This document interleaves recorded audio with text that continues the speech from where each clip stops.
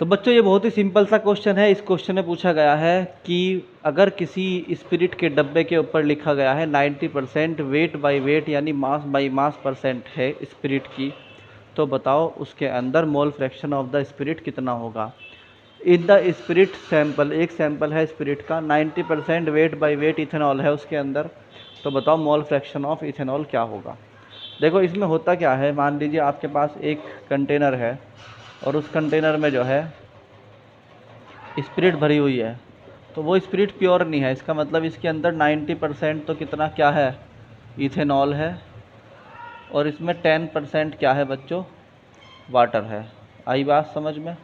तो हम क्या मानते हैं, मान लीजिए सॉल्यूशन में हम मानते हैं लेट के मास ऑफ सॉल्यूशन जो है, मास ऑफ सॉल्यूशन ही कितना है, मास ऑफ सॉल्यूशन इज़ 100 ग्राम। ये क्वेश्चन करने की टेक्निक है। अगर आपको परसेंटेज में कोई अमाउंट दिया गया है किसी चीज़ का और आपको उसके बाद पूछा गया है कि बताओ कितना कितना है, तो आप क्या करें, आप उसके लिए पहले क्या करें, आप 100 ग्राम मान लो या 100 ml, जो भी मतलब यहाँ मास दिया हुआ है तो आप 100 ml 100 ग्राम मान लो।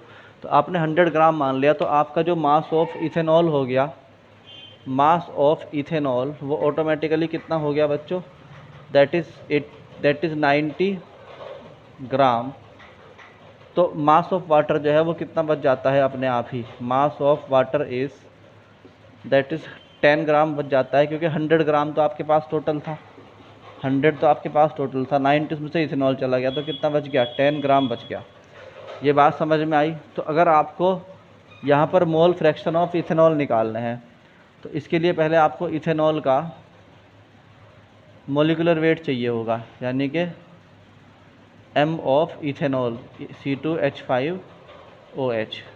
अब आ जाओ, मोलिकुलर वेट ऑफ इथेनॉल कितना होगा, 2 तो इसमें कार्बन है और 6 इसमें हाइड्रोजन है और 1 इसमें ऑक्सीजन है, 1 × O।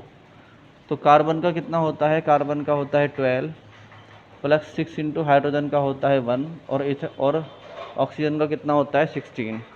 तो जब आप इनका सम करोगे तो ये कितना हो जाएगा, जो आपका इथेनॉल है उसका जो एटॉमिक मास है आपका दैट इज़ 46। कितना हो जाएगा बच्चों ये, इट विल बी 46 ग्राम पर मोल, यानी ये 46 ग्राम में 1 मोल इथेनॉल होता है।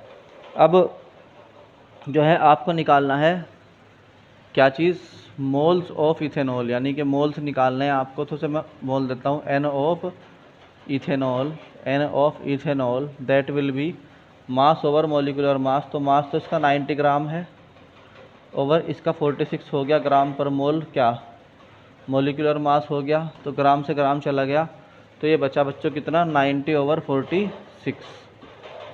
तो 90/46 मोल्स, ये आपके आ गए हैं मोल्स ऑफ इथेनॉल। उसके बाद आपको निकालना है मोल्स ऑफ वाटर।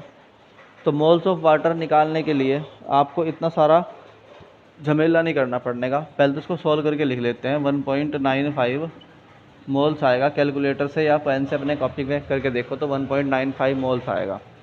अब आपको मालूम होना चाहिए कि sum of all moles, sum of all, अच्छा तो ये आ गए मोल्स, ठीक है। अब मोल्स ऑफ वाटर निकालना है आपको। मोल्स ऑफ वाटर क्या होता है, मास यानी कि 10 ग्राम ओवर मोलिकुलर मास कितना होता है 18 ग्राम पर मोल, दैट इज़ ये आ गया 1/18, ये आ गया 1/18, 1/1.8 या सॉरी 10/18 ही लिख लो इसको, ये इतने मोल्स आ गए आपके। आई बात समझ में। अब आपको निकालना है मोल फ्रैक्शन ऑफ इथेनॉल। तो मोल फ्रैक्शन ऑफ इथेनॉल निकालने के लिए मोल फ्रैक्शन ऑफ इथेनॉल क्या होगा बच्चों, मोल फ्रैक्शन ऑफ इथेनॉल होता है moles of ethanol, moles of ethanol over moles of ethanol plus moles of water.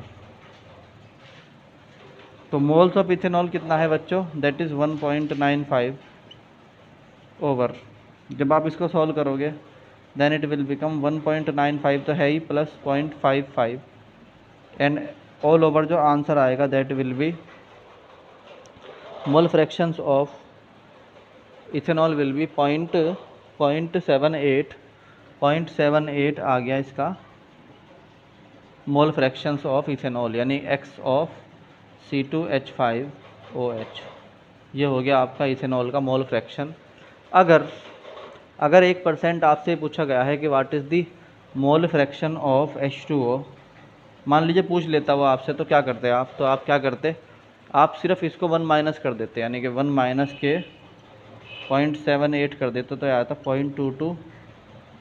ये आंसर हो गया था इथेनॉल वाटर का, यानी वाटर के लिए इतना होता है।